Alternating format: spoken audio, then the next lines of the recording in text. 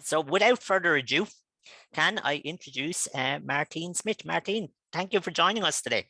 Thank you very much, Vivan, and good afternoon, everybody. And I'm really delighted to be here.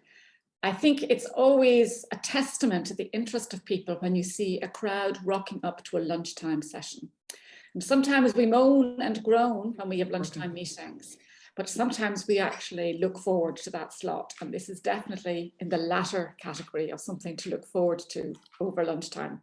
Vivian and I have had several discussions since I took on the role of Dean of Graduate Studies about some of the challenges faced by students following taught programs and also research students following a research pathway, when in the background they are also dealing with all the issues that come with having a disability. So I think this is a really exciting development to see a series like this emerge, focusing specifically on breaking boundaries. So there are going to be, as I understand it, 4 seminars in total over the coming months. And the focus today is going to be on mental health. And there are lots of other interesting topics coming up over the next months, including intersectionality and perhaps the invisible disabilities that go under the radar so easily for all of us. I think the format is going to be similar across all of the seminars, in that there will be people who can really bring expertise to the topic in focus here to share their own wisdom. And we have 3 fantastic speakers with us here today. But as Vivian flagged, what's also really important is the discussion that will happen after they've had their short presentations. So in that spirit, I encourage everybody to be thinking of your questions, and as Vivian said, to put them into the chat as we go along, and we can capture them and save them until after the 3 speakers have spoken. So I'll move swiftly into who the people are that are going to be meeting with us today. And the first person that I want to introduce is Dr. Emma Farrell. And Emma is a graduate of Trinity, but is now a senior postdoc fellow in the School of Education in UCD. And she'll be a familiar name perhaps to many of you because she's been a founding member of Jigsaw. Her expertise has been sought by lots of external bodies, including the Government Task Force for Youth Mental Health and the advisory group of the College of Psychiatrists of Ireland. She will be too modest to say so herself, but she also has a forthcoming book entitled Making Sense of Mental Health, a Practical Approach Through Lived Experience. And so we're really glad, Emma, that you could take time today to join in the discussions here today. The next 2 speakers will definitely be familiar to anybody who's been engaged with any aspect of disability involvement here in Trinity. I'll start with Vivan. So Vivan is the forum convener, and he's a founder and adjunct teaching fellow here in Trinity. He's a founding member of the National Third Level Mental Health campaign, Please Talk. And he's also a member of the Irish Human Rights and Equality Commission Disability Advisory Committee. But in addition to all of those many roles, he is one of the real movers and shakers in terms of bringing disability issues to the foreground here within the university and then reaching out into the wider community. So he is certainly one of the key players shining a light on these issues here for us. And we're delighted that he's joined by another very familiar face, Dr. Patricia Mccarthy, who is the vice convener of the forum and also a visiting research fellow in the School of Education. And she contributes to lots of the taught programs there. Her own position ontologically as a researcher has been really instrumental in the involvement of her own research and in her publications, her academic work, and her advocacy work. So I think if we pull together these 3 people into a single room to address the issue of mental health and its impact on the journey of research students, we're bound to get some really valuable information. We were having a chat just before we opened the forum, and Vivian made the point that the PhD journey is a challenge for any student who undertakes it. Just before I joined this meeting, I had a brief meeting with a PhD supervisor who had just supported a student to upload her thesis for examination. And he used the metaphor of climbing Mount Doom as that stage of the PhD journey. So there are lots of challenges along that road for everybody. But I think in the background, when there are the additional challenges of coping with a disability, it really brings those particular difficulties into a whole new arena.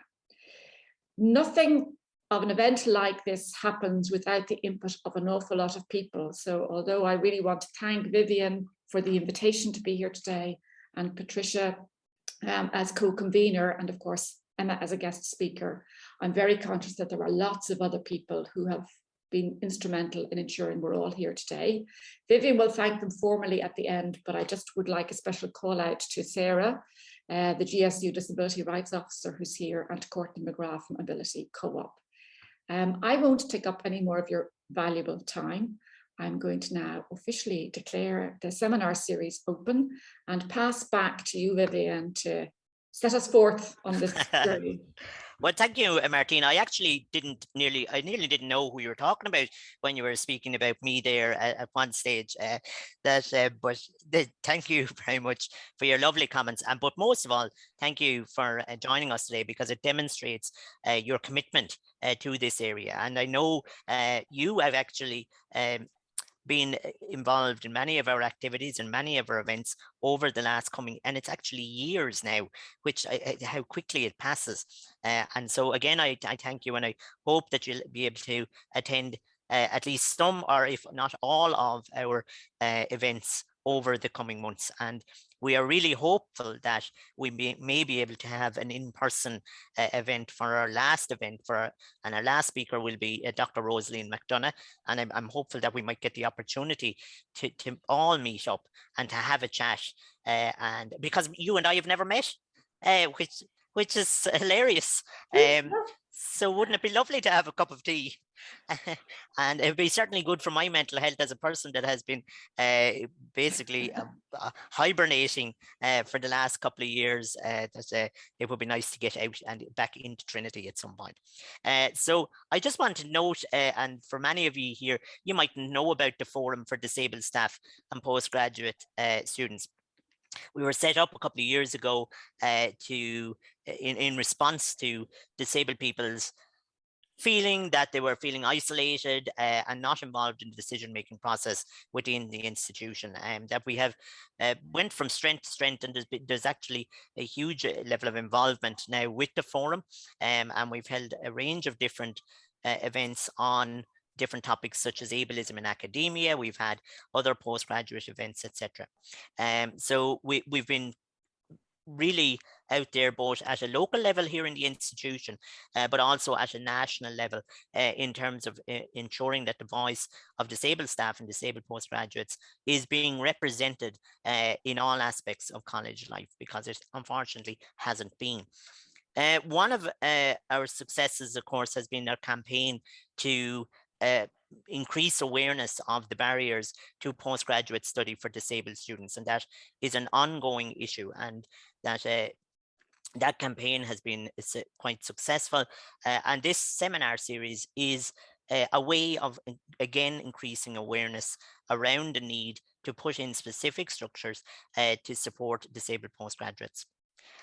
We do have one lovely piece of success to report, which is that through the work of Patricia, Amy Hassett in UCD, and I, we met with Minister Harris last July, and Minister Harris has demonstrated his commitment to improving the supports for and the accessibility for inclusivity for disabled postgraduates by establishing a national disabled postgraduate advisory committee, which will report directly to him, and that will hear the voice of disabled postgraduates, and that through that we will work through a number of different issues.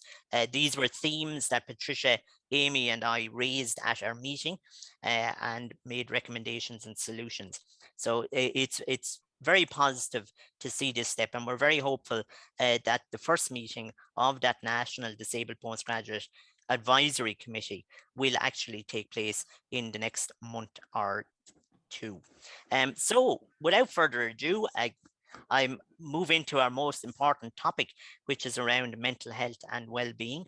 I'm delighted to be joined by Patricia and Emma, two old friends of mine, and equally important for my own mental health, and have supported me during my journey.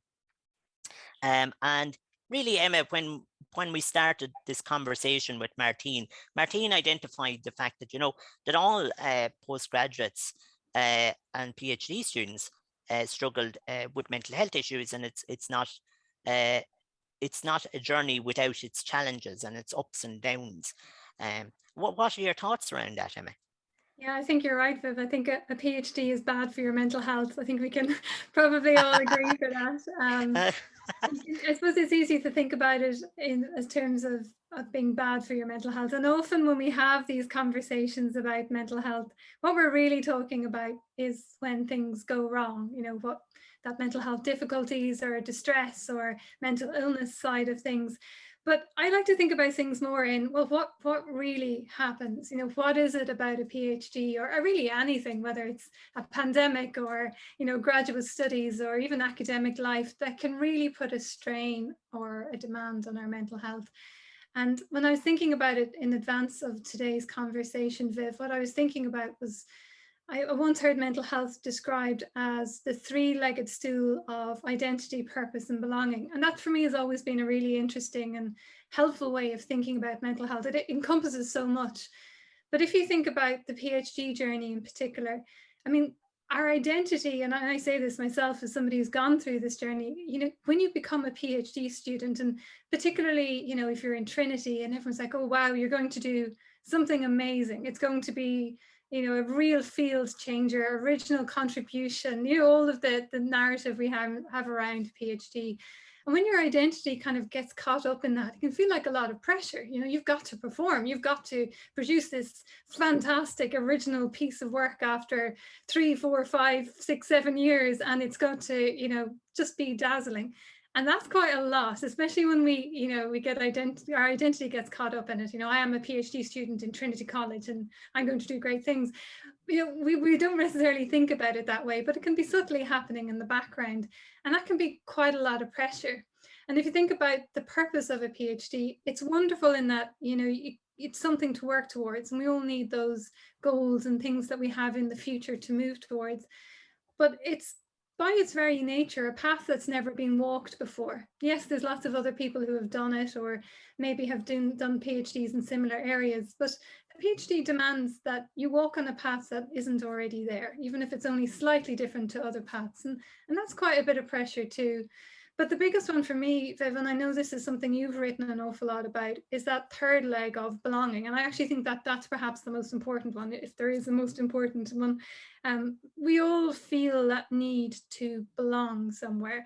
And certainly, and I can speak for myself, when I started my PhD, I moved to a new city, a new university, and didn't really know anywhere and then was put into that kind of pressure pot of, you've got to create something new and it's got to be dazzling, and you're a PhD student in Trinity, so we expect you to do great things. And it's all this little kind of mishmash of variables that sometimes we don't think about or stop to talk about quite so much, and can be left to contend with on our own as a graduate student.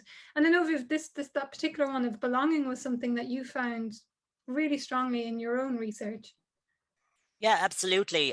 And, key to, I often think, firstly, if I think my research, but even if I just start with my own PhD journey, that my PhD journey was really one of those many ups and downs. And there was a regular PhD kind of thing of that vulnerability that occurs when you take on a PhD. And that happens for all PhD students. You suddenly step into an arena where you know nothing. So and you constantly feel like you know nothing, and you're striving to know more and try and get on top of it. And you're it's like climbing the mountain, and there's a lot of small pebbles underneath you, and you keep rolling back down. And there's always that sensation of the PhD. But that was compounded by the fact in my particular journey that, I spent a lot of time out sick. And so I would no sooner have kind of somewhat got on top of things than suddenly I was back down at the bottom of the pile and I was having to restart. And that was made even more difficult by the fact that I wasn't well enough to actually go up to college and to meet my supervisor in college, or to be involved with the other PhD students. And I mean, I missed out on that kind of organic learning that occurs when you're doing a PhD and you're involved with the PhD group. So all of those factors compounded it and made it that little bit more difficult for me. And what was really important during that time was having those connections and those friends. And this is where it actually starts to kind of when I start to look to my own PhD research then, which I find which was on the social engagement of disabled students in higher education. And one of the key aspects for creating a sense of belonging was the social engagement that led to connections. And those connections were so important for mental health and well-being. To have someone, and I always say this, that one of the things I was expecting with my PhD, I was like, oh my God, there's going to be some massive big result that it's going to shake the world. And do you know, one of the strongest findings was that people said to me constantly, do you know what the most important social engagement was for them? Was actually to have somebody to have a cup of tea with. Now, as you know me, Emma and Patricia, nobody loves to go for a cup of tea more than I do. So for me, this couldn't be possible. How could this be possible? That everybody else was the same. And so in terms of that, in terms of belonging, I think that was one of the reasons, in fact, that Patricia and I set up the forum, because I certainly started to realize that there were many other disabled students out there who felt who were doing their postgraduate study, who were often the only one in their department with a disability, who were feeling isolated and alone. And so Patricia and I set up the forum and we have our monthly virtual tea. So I think, if you know, in terms of that, the bottom line is to have those connections. But Patricia, I mean, you were one of my connections that besides forcing you to go for regular tea, what was your experience of doing your PhD, and how do you feel that that creating that sense of belonging worked for you? And even when we couldn't physically meet, Viv would regularly ring me at about 5 o'clock in the evening, and I knew he was sitting there with his cup of tea and his piece of chocolate or whatever, so we didn't even escape it then. It's interesting, and I really like this notion of the three-legged stool, because so many aspects of that, I suppose, you know, I recognize. And I suppose, like, when I started out on my PhD journey, I am a disabled person, but I had health issues, but I thought I had all of those put to one side, and I thought, right, here we go, and it's all going to be great, and I won't have any setbacks. And very quickly, I realized actually life continues when you're doing your PhD. And yes, I suppose one of the things for me was I'm older than both Vivian and Emma. So when I was going through college, there was this, am I really where I should be? And, you know, this PhD journey is a very big deal. And I'm now in Trinity. I had moved college. Unlike Emma, I had been within Dublin, so that wasn't new to me. And I suppose when I started out on my PhD journey, and things have changed significantly in this respect, which is wonderful, there wasn't the same element of a thought component to the PhD. So you didn't have to attend any lectures or anything like that. So for me, it was more challenging to make connections within Trinity, I suppose, where I didn't know anybody when I originally started, except for my supervisor, who is a wonderful man, and the three of us have very good relationships with Professor Michael Shefflin in the School of Education. And I suppose for me personally, because I'm registered blind, even recognizing people on the corridor is a challenge for me. So I don't, it's more challenging to make those incidental meetings and conversations happen sometimes.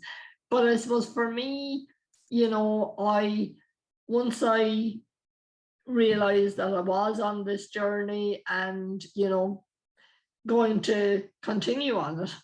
And that doesn't always come easy either, because, you know, as I said, while I thought I was going to be able to remain, you know, on the program for however long the PhD was going to take, I realized, you know, it happened that I couldn't continue all the time, both for health reasons and other reasons. And I suppose it's not just disability can impact, life happens while you're doing your PhD, because it's this protracted period of time. It goes on for a number of years, even for those that get through it, you know, in the regulation period. And for me, there wasn't, you know, I wasn't ever going to manage to get through it in that regulation period. And I suppose one of the challenges that I faced at that point was that the friends that I might have made in the earlier stages were moving ahead of me constantly. And therefore I was constantly having to make new connections, because, you know, those that I had originally made connections with were graduating and moving on to whatever, you know. So it is that, but I suppose for me, it's back to this sense of belonging again. And I definitely agree, you know, feeling that you belong somewhere, or put it the other way, feeling that you don't belong, is hugely impactful on your mental health and your sense of well-being. Because if you feel you don't belong, then you're constantly trying to change that and to prove that you do belong, because often you feel that it has to come from within you to change it. So I suppose for me, you know, eventually just, I suppose, gaining confidence for myself, knowing that actually, you know, my work was okay. It wasn't ever going to be the best piece of work ever, but it had a value to it. And therefore recognizing that actually, you know, we all can struggle with this sense of, you know, do we belong? I suppose that was relevant for me. And even connecting it back to my own PhD studies, which, you know, didn't look at belonging as such. It looked at the education experiences of blind people. But one of the topics that regularly came out from there was that they didn't want to be made to feel different because of their disability. So therefore they wanted to be treated like others so that they could feel they belonged within community. So I think really that sense of belonging is something we all strive towards, and yet it can impact on our well-being and mental health if we feel it's not happening for us. So yeah, Viv. Well, yeah, I think that I was just thinking there in terms of that common experience that you and I had, Patricia, which was that challenge of being absent from your PhD work for a period of time, and then having to return and kind of nearly restart every time. Emma, I know your PhD was around getting back on track, and that's exactly what I would often have referred to it as well, that I had to get back on track. But it's really that it's so draining on your mental health during that time, and so frustrating. It is such a frustrating experience. Yeah, it's really interesting to hear you both speak about your experiences. So my own PhD looked at the experiences of students with mental health difficulties. And as you say, Viv, a large part of that is figuring out when things go wrong, what do we do now? And I think that's quite a universal human experience. And for each person in each scenario, it'll be slightly different. So what I was really interested in with the PhD was how students make sense of their experiences. And one of the most common features of what I called a plot or a storyline that a lot of the students use to describe what happened and what their experience was that at a certain point, there was this phase I called narrative wreckage, where, you know, a student might have, and often their mental health problems could have manifest when they were younger, or maybe around the time they were in higher education, where things went wrong. There was a crisis, or there was something that interrupted that sense, that identity, that story that we all tell ourselves about who we are and how our lives are unfolding and how things are going to go in the future. What a mental health issue, and the wording, the language around mental health is complicated and not ideal, but I'm just going to keep using the ones we're more familiar with. What that does is kind of, it interrupts that storyline of who we are and how our lives are going to unfold. And what is really interesting is that then the student is left, as I called it, amidst the wreckage of that storyline. And it's a sense of, how do I rebuild it? And listening to you both talk about how different things that happened in your PhD journeys would have interrupted those journeys. And, you know, kind of, as you say, Patricia, by the time you're ready to come back, things will have moved on and you've got to try and put the pieces back together again. And one of the most interesting and perhaps most challenging aspects of that is that time and again, what I found is that there is no one size fits all. And I think particularly at those times when we're particularly vulnerable, we really want someone to come in and say, hey, Viv, this is what you do. You know, it's this 3 easy steps or 5 ways, or, you know, we all want that lovely, clear cut, sensible, quick fix, because we're vulnerable and it's hard and we're really unclear. And that uncertainty and that vulnerability is really hard to sit with and hard to live with. But I think what needs to happen in that space is a sense of looking around us for resources. And I know you too, and I know Martine and many of the other people who are here today have such an overview of the excellent resources available to students in Trinity. And they are the best in the country, there's no doubt about it. It's just such an excellent array of services for students. But the thing to say is that what might work for Viv or what might work for Patricia could be completely useless for me. You know, it's about figuring out, where am I at now and how do I make sense of those experiences? One of the things I found particularly interesting was how our worldview can shape that.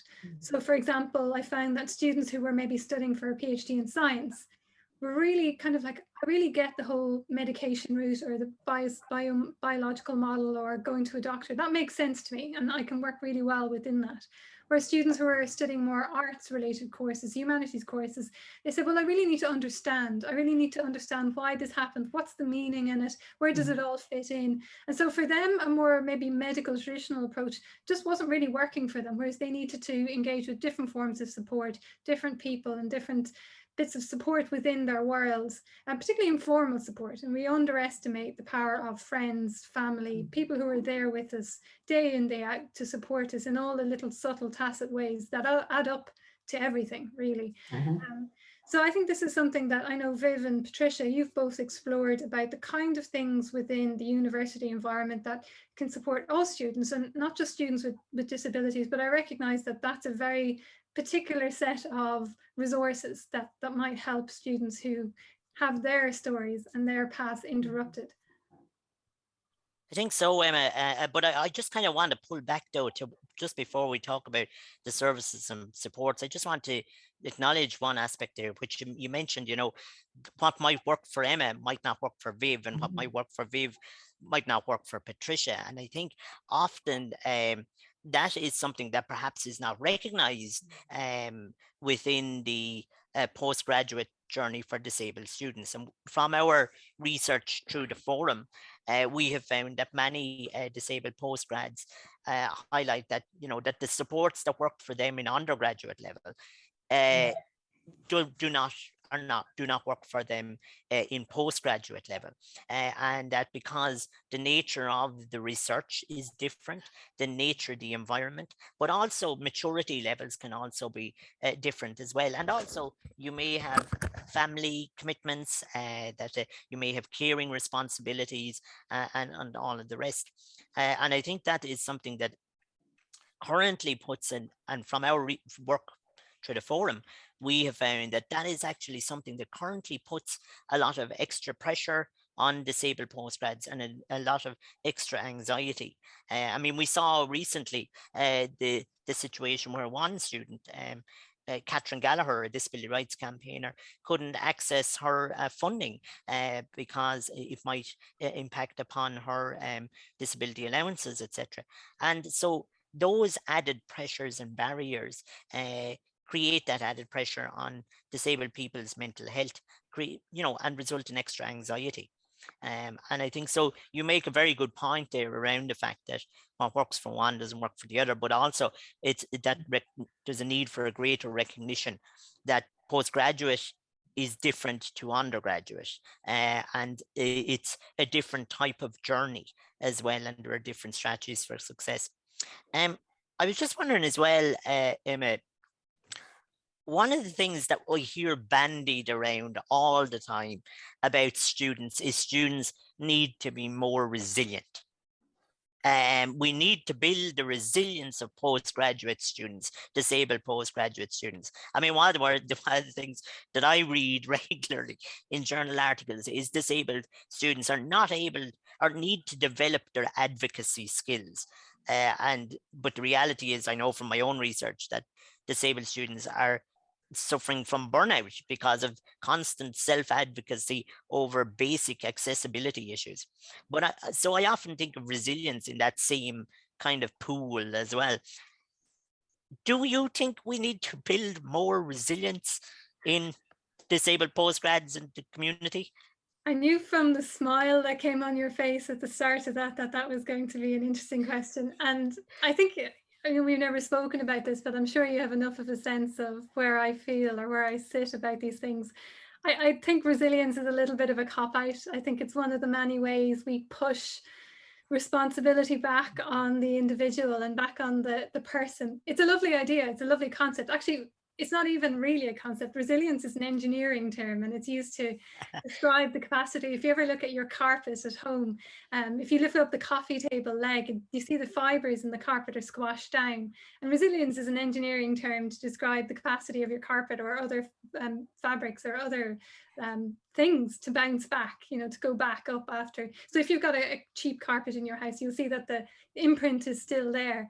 But human beings aren't carpets. We're not that straightforward. We're not that easy to put theories on. And I think there's been lots of different ways we have tried as a society to put the responsibility onto the individual. So now, Viv, the reason you're struggling is that you're not resilient enough. It's not that your world is set up so that it's impossible for you to engage and be part of it and have a fair and equitable presence in it. It's all the ways we kind of push back the responsibility onto the person, and it's so awful. It's like an insult to injury in a way. It's that not only are you struggling to engage or to be in the world fully, but it's your own responsibility or it's your own fault.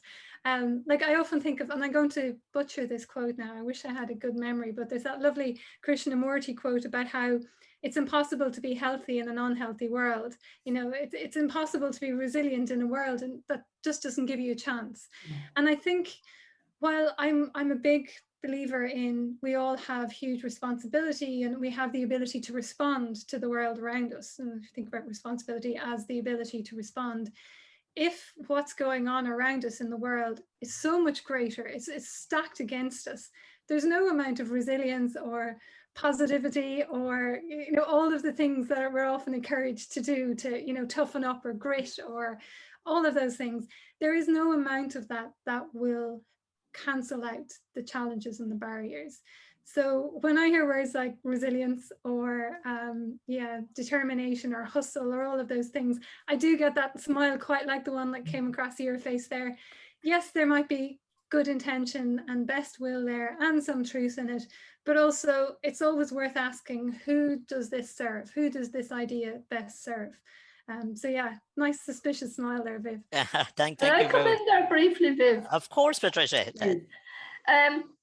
I completely agree with what Emma has said. And I think as well as that, you know, placing the resilience back on the individual actually increases mental health issues, because you're suddenly thinking, well, I'm not resilient, I can't cope at the moment, and yet everyone is telling me that's what I should be doing. And therefore it's actually adding another layer of stress on top of the stress that is occurring. And, you know, we spoke there about, you know, our needs might change from undergrad to postgrad.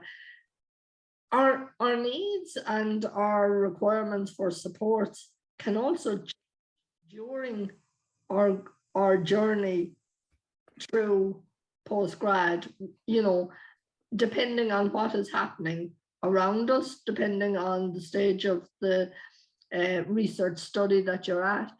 And I think what happens often is that, you know, there is this, you end up feeling more anxious because you think, I need to go and get other supports now. What will they think of me needing to change the goalposts? You know, I agreed that I needed X, but now I realize I actually need Y.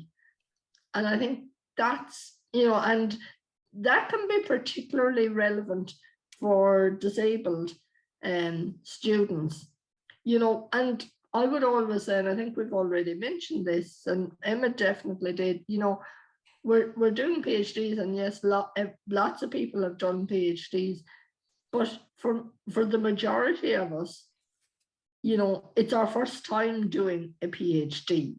And when you set out on that journey, you don't always know what supports and requirements you may need, because you've never done it before. You don't have the experience. And while other PhD students, even with those with disabilities, can say, you know, I required X, Y, and Z, until you actually start doing it yourself, you don't always know what you will need. And that can, you know, increase anxiety. Of course, yeah, absolutely, Patricia. I think so. There was a comment in there from Sarah Wood who said this: resilience is great if students have equal access, but if we don't, then it is exhausting if we don't have equal access to the learning, i.e. accessible written documents. Only so many times you want to remind your lab to send you Word documents via email instead of printing them out. It gets exhausting just for the basics. Patricia, I mean, I have heard you say this 1,000 times. Have you become resilient yet, Patricia? No, I just become increasingly more frustrated the more I have to ask for documents in accessible format, you know, and particularly when I know the people that I am asking, making the request to, I know that they know that I need these in an alternative format. And you begin to feel, you know, is anyone listening? And, you know, how many times do I have to say the same thing? So I think you said her name was Sarah. I completely empathize with you, and I really do feel your pain. Yeah, and I think there, Patricia, is a point that you make very well there, is around that you feel that you ask yourself, are you being listened to? Is your voice being heard? And I know another aspect of my own research in terms of was that voice and having your voice heard was central to creating a sense of belonging and creating a climate of belonging within institutions. And I think if, you know, institutions, anybody out there from an institution who's looking at this, I mean, that is certainly something that you need to consider. And of course, I suppose the fact that disabled postgraduates are very much in the minority at the moment. There may only be one in a whole department who's doing a disabled person doing a postgraduate. So even in terms of accessing funding, you have to ask yourself, what extra pressure and is that putting on a disabled person in terms of accessing funding and maintaining funding. So that I see we have more comments in. People, Marco has said, agreed, Sarah, I have to constantly ask disability services for a note taker, even though they tell me they don't necessarily have people take notes at PhD level. And I think, there's, another example of where specific services are not available, which just puts extra pressure on people. But we do talk about the importance of, in terms of protecting our mental health,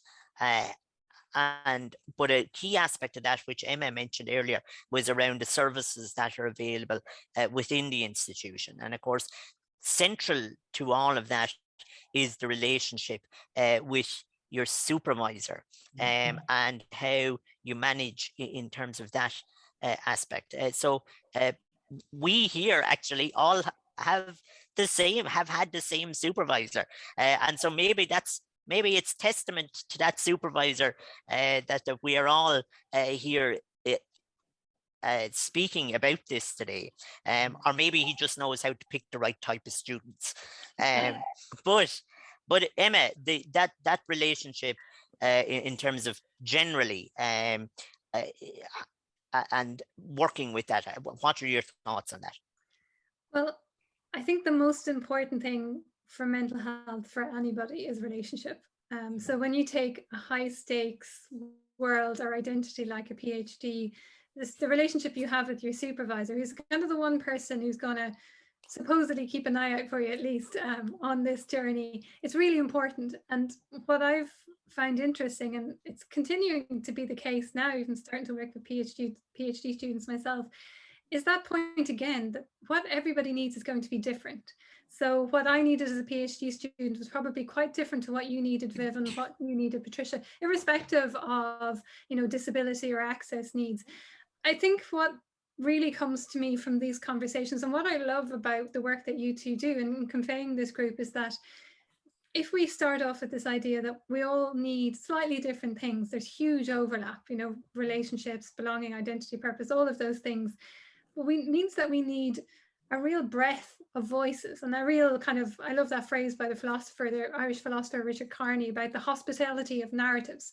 We need a range of narratives, a range of experiences, and to find a way that we can all voice our experiences, voice our perspectives, to find the best way forward for Viv or for Patricia or for Emma, accepting that the supervisor that Emma needs, and I was really lucky in that I got the supervisor I needed, it was probably quite different to the supervisor that Viv needed. And I think there's a real tendency, and it comes from a place of goodwill, to standardize everything. So like, your supervisor should do this, this, and this, when actually we're kind of undermining probably the greatest asset we have, particularly in university environments, which is great people. Trusting the person to recognize that I'm working with Patricia. Maybe what Patricia needs is a little bit more time, a little bit less time, a little bit more input, or maybe just some very practical support around getting the notes and sitting on top of the disability service to make sure that they all come in Word format. Whereas what Emma might need might be completely different. So I think there is a real sense of, let's try and formalize and put in the resources and the protocols. But actually the greatest strength we have are the people. And I think in the university environment, if we neglect the people who make up that world, if we undermine them, overwork them, underpay them, in all the different ways that we can do, we're demeaning our most valuable asset. And I think the one thing that, and I've been lucky enough to be very close to you both as we've all gone through our PhD journeys, is that relationship for me is the most important thing. It's the thing I will take beyond my PhD. I don't even know where my PhD certificate is, but I know the phone number I need to ring if I need to contact Viv or if I need to contact Patricia. So I think if we invest in relationships more, we're going to do much more for the mental health and well-being of everybody within the university community than even a service or a protocol. Not to undermine those things, but I think the relationship is key, and that's exactly what you were talking about there in terms of the relationship with supervisor, Viv. Yeah, no, I think that's absolutely right. It's about, again, creating that climate in the institution, a climate of care, of empathy, and unfortunately, the reality is that many of our university or institutional structures don't always support that. The mindset is there, the people want it to happen, but unfortunately the systems and structures don't really back that up, which makes it very difficult, I think. Patricia, we have all a great relationship, but in terms of that supervisory aspect and protecting mental health and managing well-being, what do you think? Yeah, I would completely agree with Emma, and I suppose one of the, the important aspects of having a really strong relationship with your supervisor as well is that, you would hope that they would know the system within the institution, and if you do require additional supports, that they can, guide you in the right direction, because you're coming in as a postgrad. It may be your first experience of the institution, while yes, you may be in contact with the disability support service, that's not necessarily the only service you require. And sometimes a good relationship with your supervisor can facilitate introductions to other services that may be a benefit. For me personally, having a good relationship with my supervisor meant that, at times he knew he could put pressure on me to produce a part of a chapter or whatever it was, whereas at other times he knew to step back a little bit and to be there in a supportive role, but to recognize that I wasn't in a position to meet that target that we had set for next Friday, and not to make me feel worse about that feeling than I already felt myself. So having that open and honest relationship, and it can be a very good relationship. I suppose one of the other things that a relationship with your supervisor can offer you is that they can encourage you to, we'll say, present at a conference, or to contribute to some aspect of the college life, maybe teaching and things like that, so which will build up your confidence and enable you to work towards that end goal. And because the end of your PhD isn't always the end of your journey within academia, so I suppose it depends what you're doing. And even if you're not going to stay within academia, having experience of doing a variety of things is good for your CV. I'm really sorry.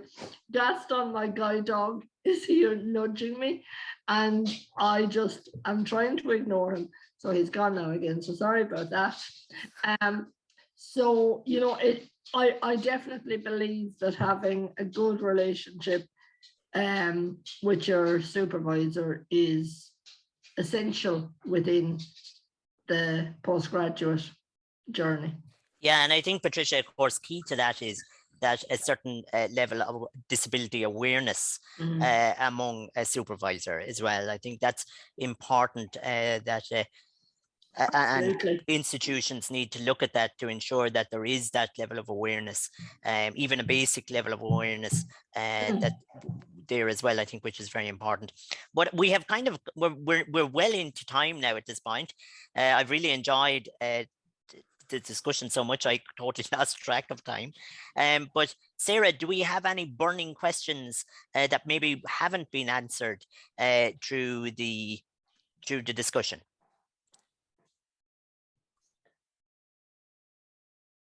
I think Sarah is gone. Okay. Well, no, Sarah, there you are. Sorry, I'm here. Can you hear me? Yeah, we got you now. Okay, we got a couple good questions. So I'm just going to go back to the beginning and I will pose them for you guys and you can answer whoever would like to answer them. Well, Sarah, maybe only any questions that haven't been kind of touched upon within the discussion, because we're nearly out of time. Absolutely. Thanks, Sarah. So we do have a question about how people can get involved with the National Advisory Group, maybe people Yeah. who are not at Trinity. So I'm not sure Yeah. if there's a way that they Yeah. can get involved. We will have more information in the coming weeks. That still has to be formalized. Awesome. Okay, we talked about this one. So here's a good comment from James. There's a need to shift from the medical social model, biophysical model designed in higher education systems to a more rights-based design for higher education. Accessibility accommodations should be human rights and are based in freedom and choice. The current system based on reasonable accommodations, medical and social model pushes responsibility to the students with no freedom of choice in most cases. So we did discuss that one. Sorry, can you just slow down a little bit when you're reading, please? Sorry, absolutely. No problem, Lisa. No, I think we kind of addressed that to some level. I think all of us here are very much in a human rights mindset and a human rights focus. So I'd imagine we'd all agree with that comment. Yep, absolutely. I think that is, let me just see if there's any that haven't been answered. Sean had a comment here about the human-centered design is one look that's worth looking into, which kind of relates back to Emma's point about the engineering model. But it's not, there's not a question there. So I think we've answered all the questions. Great. Well, that's well done, everybody, for that. Okay, so in terms of Emma, is there any final point you'd like to make just before we finish up? Not at all, Viv. Lovely. I'm really looking forward to the forthcoming season or webinars, and then I hope to join you on the final day if we do manage to get together in person.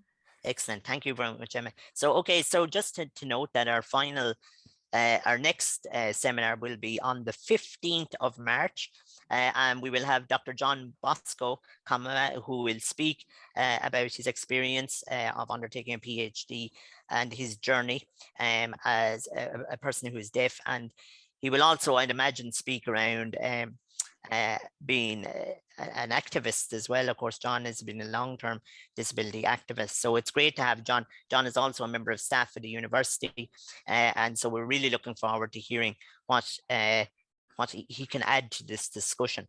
I would just like to say a word of thanks to our guests, Emma and Patricia, and to all of the organizing team that have spent hours putting it together, to Sarah and Courtney, and of course Declan Riley, who was involved in the initial stages of organizing and a great support to us all, the Disability Service, and of course the postgraduate well-being fund, without whose support we couldn't really run this. And of course from all and everybody here in the Forum for Disabled Staff and Postgraduate Students, we thank you all for joining us, and that we hope to see you next month. Thank you very much.